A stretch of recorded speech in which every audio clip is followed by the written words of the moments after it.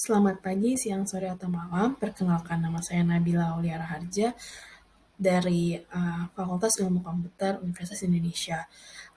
Saat kali ini saya akan coba mempresentasikan mengenai perbedaan dari UDU dan SIP ERP mengenai mana yang lebih sesuai untuk bisnis dari segi interface dari aplikasi.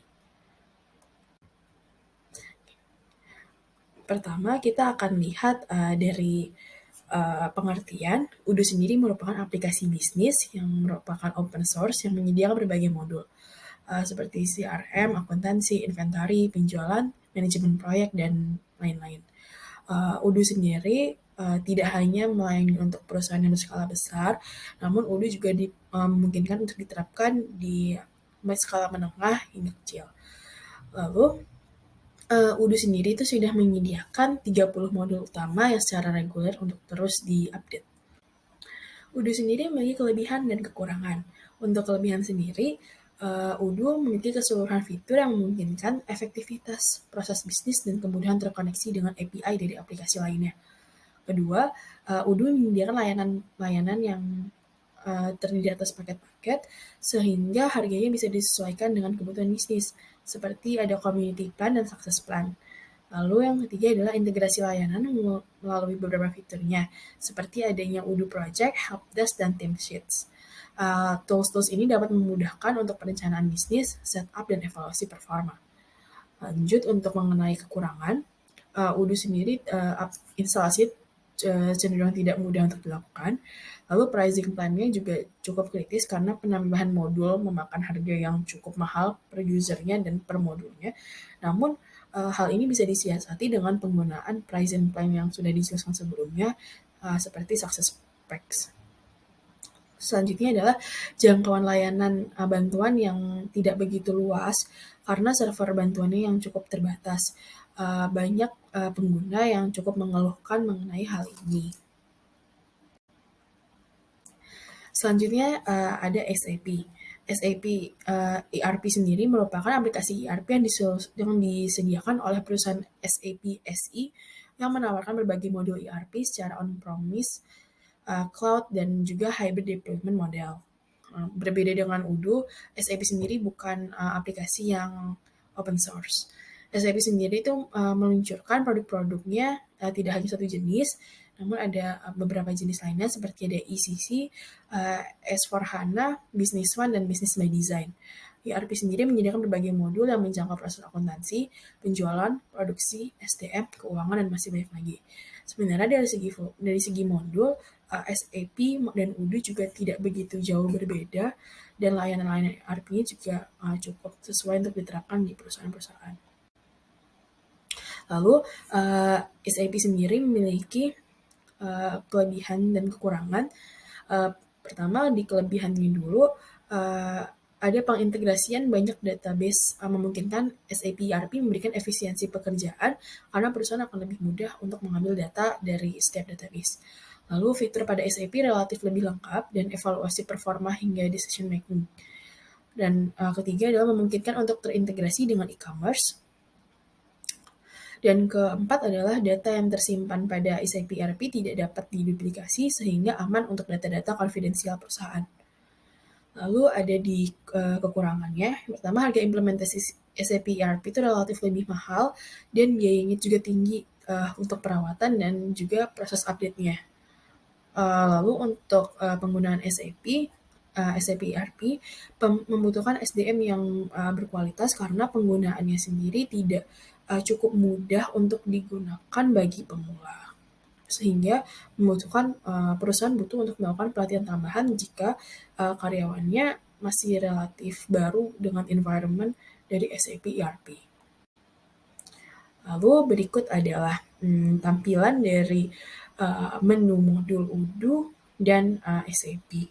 Di sini bisa dilihat bahwa ada perbedaan tampilan dari UDU sendiri. Modul-modulnya diletakkan berjejeran seperti itu dan menimbulkan kesan yang lebih mudah untuk dipahami dan lebih mudah untuk dicari karena tidak hanya mengandalkan tulisan, namun juga terdapat icon-icon yang merepresentasikan modul tersebut. juga spacing-nya cukup besar sehingga lebih mudah untuk dipisahkan oleh mata user. Berbeda dengan Udo, SAP sendiri tampilannya cenderung waterfall, turun ke bawah seperti pada gambar. Namun walaupun cenderung agak sulit dipisahkan di modul-modulnya, pada SIP sendiri kita bisa melihat submenu yang ada di dalam tiap modulnya, sehingga hal ini tuh bisa memudahkan user untuk tahu submenu tanpa harus membuka modul tersebut. Selanjutnya adalah tampilan P2P, Odoo versus SAP. Pada tampilan P2P ini, saya menunjukkan proses pembuatan PO atau purchase order di aplikasi SAP ERP dan pembentukan RFQ yang nantinya akan menjadi purchase order di Odoo. Pada SAP ERP sendiri dapat dilihat di sini cenderung menggunakan text field yang cukup sederhana dan menimbulkan efek yang sangat simpel. Namun di sini bisa dilihat kalau misalnya white spacing yang antara text field itu cukup sulit untuk dilihat, sehingga berpeluang untuk user bingung mengenai batas-batasnya. Berbeda dengan SAP, pada Odoo sendiri cukup mudah untuk dipahami karena white space-nya cukup besar serta tampilannya menyerupai dokumen aslinya, sehingga relatif lebih mudah sekalipun usernya belum terbiasa dengan environment Odoo. Oke, berikut merupakan tampilan berbagai jenis SAP ERP seperti yang sudah saya jelaskan sebelumnya. SAP ERP sendiri tidak hanya meluncurkan satu layanan, mereka meluncurkan beberapa di antaranya yang saya berikan contohnya adalah SAP S/4HANA, lalu ada SAP Business One, dan SAP Business Design. Dari sini yang kalau misalnya hanya melihat sekilas, kita bisa tarik kesimpulan bahwa SAP Business Design lebih mudah dipahami dibandingkan jenis lainnya.